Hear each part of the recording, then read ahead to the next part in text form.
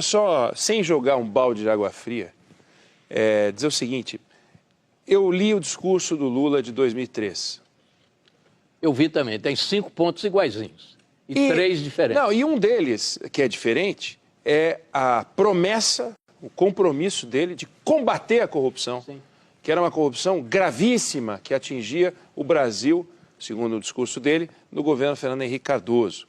E falava de uma herança maldita com uma ênfase tão grande quanto a que ele colocou hoje na herança maldita do Bolsonaro.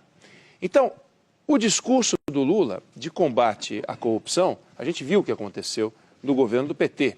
Não houve um combate à corrupção compatível com o discurso dele, ao contrário, a gente viu casos de corrupção do tamanho que a gente nunca tinha visto.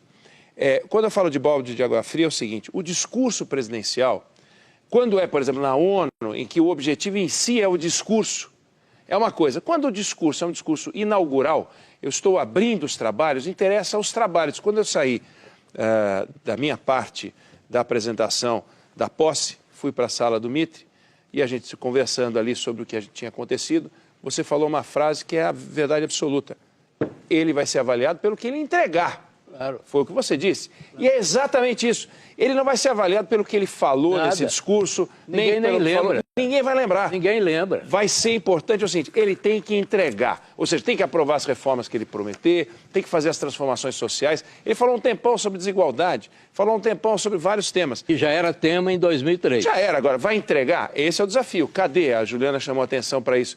Cadê as reformas? Cadê o dinheiro? Como é que vai fazer? O uso das estatais. Ele falou coisas sobre o uso da Petrobras. Ali precisa explicar. Que são perigosíssimas. A Petrobras vai estar a serviço do quê? A Petrobras, ele citou nominalmente. Deixa eu só pegar, porque a gente separou o trecho dele falando sobre as estatais. Aliás, a gente também separou um trecho dele falando sobre a questão. Ele voltou no discurso no Congresso a falar sobre a questão do teto de gastos. Chegou a dizer que isso é uma estupidez. Mas coloca, por favor, já que o Oeneg puxou o tema das estatais, que eu queria ouvir a Juliana Rosa também, esse trecho em que ele fala sobre esse assunto no Congresso, por favor.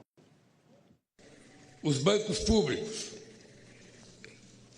especialmente o BNDES e as empresas indutoras do crescimento e inovação, como a Petrobras, terão um papel fundamental nesse novo ciclo. Ao mesmo tempo, vamos impulsionar as pequenas e médias empresas, potencialmente as maiores geradoras de emprego e renda, o empreendedorismo, o cooperativismo e a economia criativa.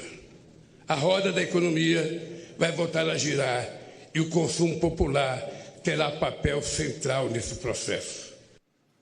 Queria te ouvir, Juliana, em cima dessa questão. O Oeneg tinha chamado a atenção das estatais, deixando claro algo que o Chile falava desde antes de Lula se eleger. Ele falava: olha, tudo o que está sendo dito por Lula na campanha, lembrando que a Band ela faz uma cobertura eleitoral que está se encerrando neste programa aqui, mas se iniciou em novembro do ano de 2021, né? Então está se encerrando agora nessa cobertura eleitoral. E o Schiller, antes da eleição, ele dizia: está muito claro para mim o que será a política do Lula. Ele está dizendo assim, assim, assado, será desenvolvimentista. Essa afirmação vai muito ao encontro disso, né, Juliana?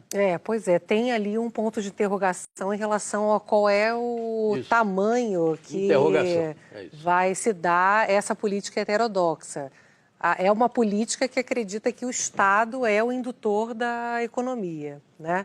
E por mais que hoje o Haddad, principalmente, que está com esse abacaxi para descascar, que é a pressão do Lula de fazer um aumento de gasto, e o Haddad, na Fazenda, tendo que mostrar que vai conseguir fazer isso com equilíbrio. Mas você vê, por que há esse ponto de interrogação? Por mais que o Haddad fale que vai ter responsabilidade, que os tempos são outros, você tem um passado que os condena.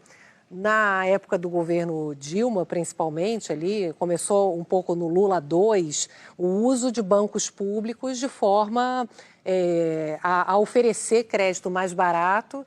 Estourou a inadimplência, principalmente no BNDES, com a escolha de grupos empresariais que, através do dinheiro do Tesouro Nacional, receberam recursos para poder bombar a economia. Mas no governo Dilma. mas no governo Dilma. No Lula 2, o que aconteceu? A gente teve ali as primeiras políticas depois da crise de 2008 que foram importantes porque houve uma falta de crédito, os bancos públicos ofereceram crédito a mais para poder ajudar a economia.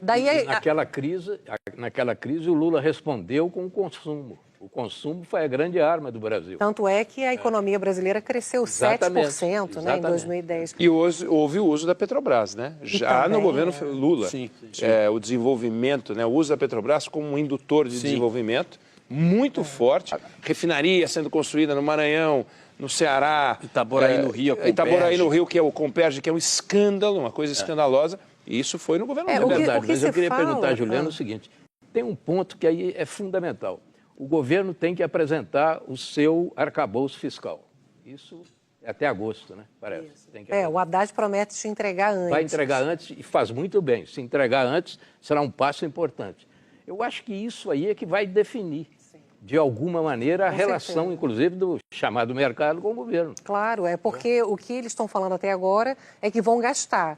E o que o mercado e o setor empresarial mesmo quer saber, porque no final das contas é o que estoura em inflação, em juros, em crescimento e tal, é como é que vai pagar essa conta. Então, eu acho que o que esse discurso preocupa é o fato de que quando o Lula fala que as estatais, né, como a Petrobras e os bancos públicos vão ser importantes para o novo ciclo econômico, de que maneira? Né? Porque o que aconteceu no passado foi desastroso para a economia. Quai, seu app de vídeos curtos.